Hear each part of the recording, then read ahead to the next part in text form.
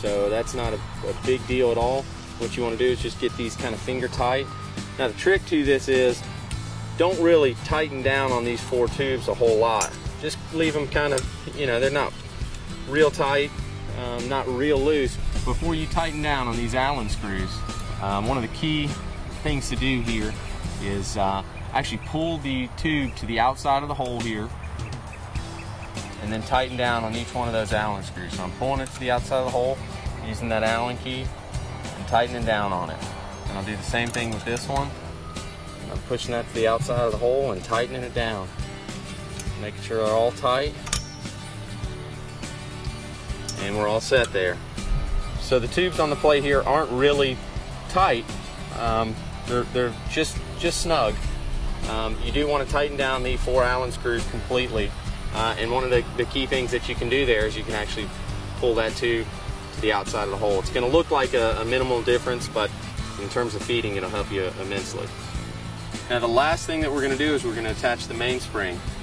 What I do before I attach the mainspring is I take this arm, I'll walk it out, point it out straight. I'll take a clay and set it on the tray. Then I'll bring this arm around. And what I want to look at here is that this arm comes in and makes contact on the second ring of that clay. Now the second ring, you got your bottom thick ring here, and then you have a middle ring that runs all the way around it. This second ring, you want that rubber strip on the arm to hit right on that second ring. What can happen is if for some reason the clay is you get a pinch down on the bottom ring of the clay, or the arm kind of raises up or anything like that, it'll account for some breakage. So what I'm making sure of here is that it's hitting right on the second ring. So I'm just kind of getting down there and looking close and making sure, okay, that looks good. I'll actually take the arm, I'll cycle it out a little bit, and I'll get down here and look, and I'll walk this clay all the way to the end of the arm. Now what I see here is that the arm is just a little bit tight, so I'll actually kind of, it's pinching down a little bit on that bottom ring. So I'll actually take this arm and just kind of lift up on it a little bit, bring it back under, set my clay there. That looks good. That looks good. You want to make sure that that clay is hitting on the second ring all the way out to the tip of the arm. Because what happens when this arm throws, the clay slides out the distance of the arm and off the tip. So if somewhere out here it is pinching down on the bottom ring, or it's raising up on this clay, it can cause breakage. So everything looks great.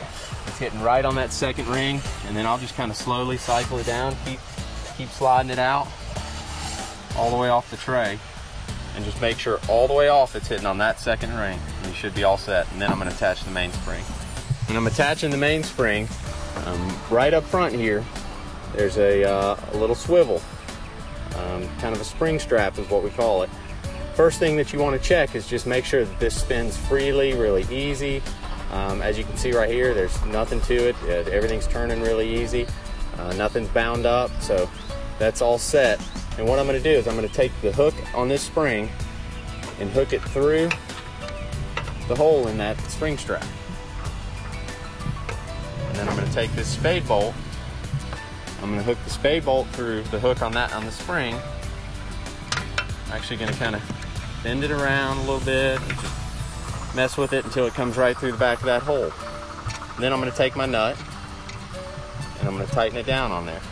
Now if you need to adjust the inside, this inside nut, just kind of loosen that as much as you need to. When I'm tightening the mainspring, I only want 3 or 4 threads or so to show through the back of this nut. So right now I can take off this. I'm not getting enough threads coming out, so I'm going to take this off. I'm going to hold it on this end. And I'm just going to kind of screw this back in a little bit so I can get some more threads.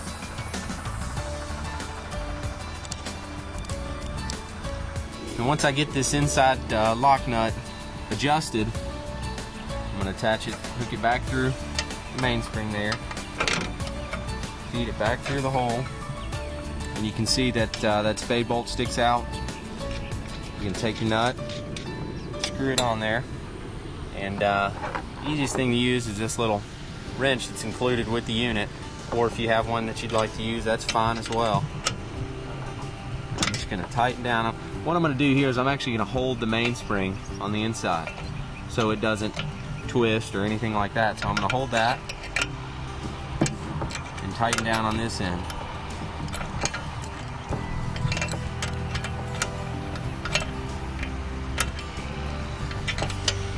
Now what I can do here is I actually need to get just a little bit more thread out. So I'm going to come in here and loosen this inside nut.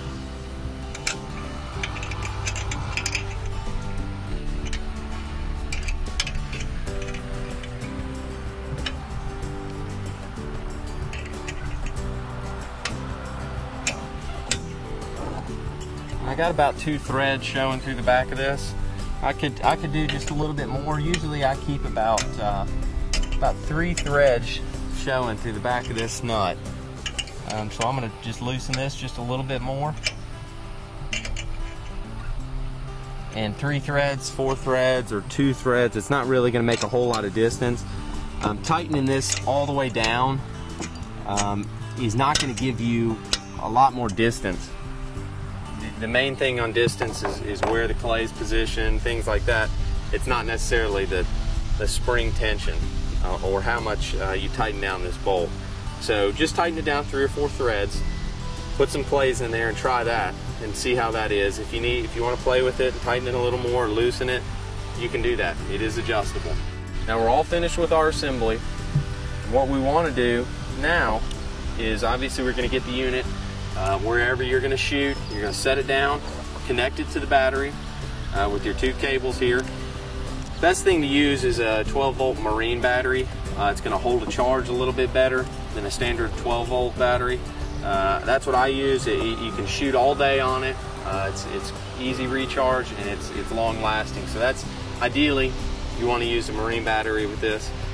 But if you're out there and you want to hook it to your truck or hook it to your car or something like that, you can. Just make sure that you don't run your battery down. You're not going to be able to get home. So we're all set to go. The only other thing that you're going to need is you can take the foot pedal cord off. And this is just a standard 3-prong plug, male and female. You're going to insert that in there. You push it all the way in when you're ready. But what this 3-prong plug does is it allows you to have a full range of adjustability. You can add in just a standard extension cord. You can stretch this out 100 yards if you want.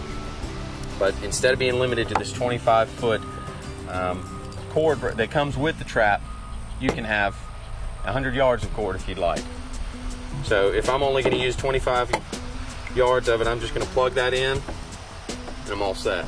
Hook it to my battery and I'm going to turn it on and start shooting.